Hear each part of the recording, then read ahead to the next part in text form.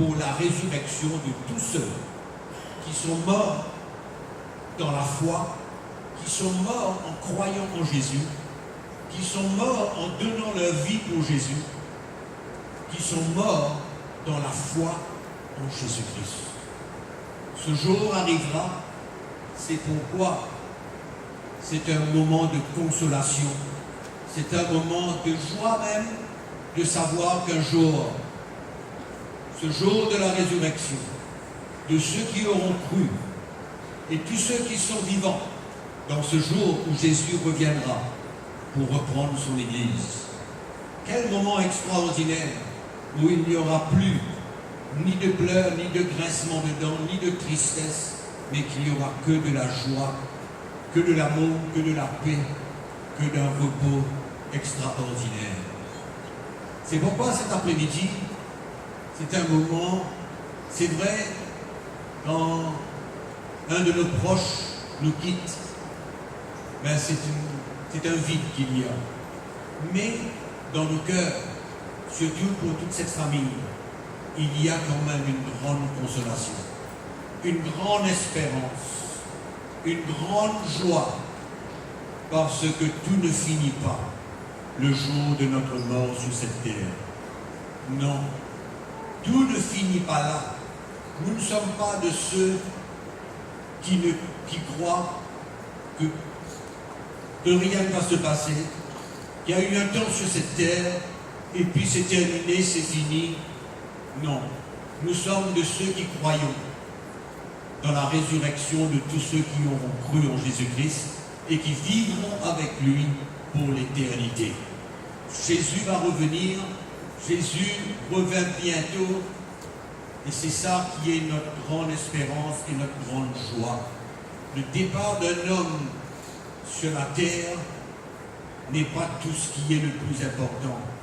Ce qui est le plus important, c'est que nous ayons l'assurance de notre salut. Jésus a dit un jour, à quoi sert-il à un homme de gagner le monde entier s'il perd son âme? Quelle parole extraordinaire de Jésus. À quoi sert-il à un homme de gagner le monde entier s'il perd son âme? Parce que perdre son âme, c'est une éternité. C'est une éternité sans Dieu. Et cette parole du Seigneur, je prie que cela puisse frapper notre cœur et que nous puissions ressentir que nous avons tellement besoin de lui. Nous avons besoin de lui maintenant, nous avons besoin de lui tous les jours de notre vie. Nous avons mettre notre confiance en lui, nous avons dépendre de lui. C'est ça que le Seigneur attend de notre vie. Je ne vais pas être plus long cet après-midi, mais je voudrais simplement dire à toute cette famille qu'ils ont la grâce. Qu'ils ont la grâce d'avoir eu un père, un grand-père, et je ne sais trop quoi encore, comme Bertie. C'est extraordinaire. Quand il venait dîner à la maison, il nous parlait toujours de sa foi. Toujours. Qu'il n'avait pas peur de la mort. Parce qu'il savait, il connaissait la parole de Dieu. Ce que je viens de vous dire, il le connaissait. C'est pourquoi il n'avait pas peur de la mort. Parce qu'il savait qu'un jour, il y aurait la résurrection. C'est merveilleux. C'est merveilleux de l'entendre, c'est merveilleux de pouvoir goûter à son cœur. Et ce soir, avant de terminer, j'aurais aimé prier. Prier dans ce moment où nous croyons que Dieu est capable de toucher nos cœurs, est capable de nous parler. Nous allons prier avant. Père, nous te rendons grâce ce soir et te remercions pour ton amour pour chacun de nous. Ta parole nous dit que tu as envoyé ton Fils unique, Jésus, afin que quiconque croit en lui ne périsse point, mais qu'il ait la vie éternelle. Ce soir, nous prions pour nous tous qui sommes là, qui avons besoin de toi dans notre vie. Nous avons besoin de toi comme notre Sauveur, Nous avons besoin de toi comme notre Seigneur. Nous prions que le Saint-Esprit puisse vraiment emmener une grande consolation dans le cœur de toute cette famille. Continue à répandre ta grâce sur eux. Et Seigneur, nous prions que chacun d'entre nous, que nous puissions ouvrir nos cœurs à ton amour. Ouvrir nos cœurs à ce que tu puisses nous parler, que nous puissions entendre ta voix. Seigneur, nous te remercions. Que ton nom soit glorifié aujourd'hui à travers tout ce qui se passe cet après-midi. Que la grâce de Dieu puisse être avec nous maintenant et tous les jours. Nous prions, Père, au nom de Jésus-Christ. À toi la gloire. Merci, Seigneur. Amen.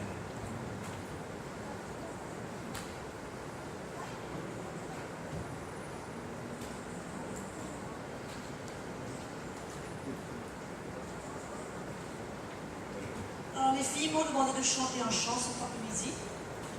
Bon, ma voix n'est pas très en forme, je vais bien m'excuser. Mais c'est un privilège pour moi d'avoir une part dans cette cérémonie en hommage de Bertie. Bertie, on était très proches, on était des grands copains.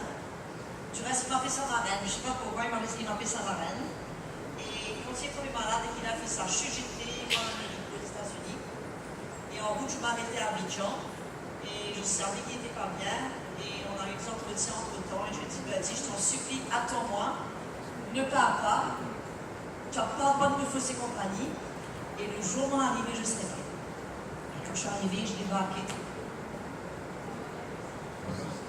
Ma première visite était pour Bertie. J'ai pu avoir un bon moment avec lui. Il ne pouvait pas parler, mais il a pris ma main, il m'a caressé, il m'a embrassé. Il était tellement content que je sois là. Vous savez, ça fait tellement une différence de partir quand on est prêt. Et de partir quand on n'est pas prêt. Mais de partir quand on sait où on va. C'est extraordinaire. Puisque la mort, c'est pour tout le monde. Mais certains sont prêts, d'autres pas. Mais Bertie, il était prêt dans son cœur. Et du reste, quand je l'ai vu, je lui ai dit, Bertie, tu sais quoi, mon frère, le Seigneur a dit, il y a plusieurs demeures, je m'en vais vous préparer une place. Quand je vous l'ai préparé, je vais revenir. Mais je dis, le Seigneur a préparé une place pour que tu sois éternellement avec lui. Tu n'as rien à t'inquiéter, tu as une super demeure qui t'attend. Fonce, mon frère Bertie, ne t'accroche à rien, va le Seigneur.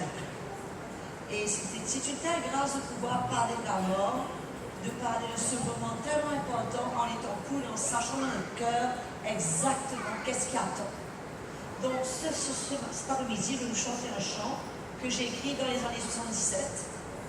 C'est pas trop facile à chanter toujours, mais je fais confiance et je compte sur votre indulgence si les notes ne sont pas exactement ce qu'elles doivent être. Mais comment ça va? Ok, alléluia, c'est bon, on y va.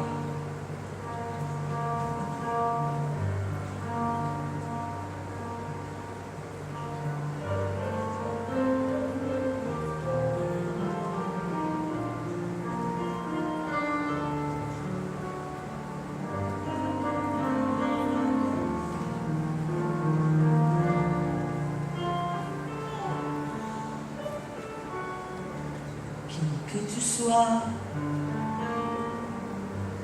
Jésus est mort pour toi sur la croix.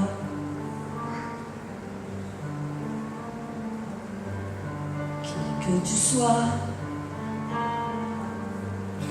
le Christ est mort pour toi. Ne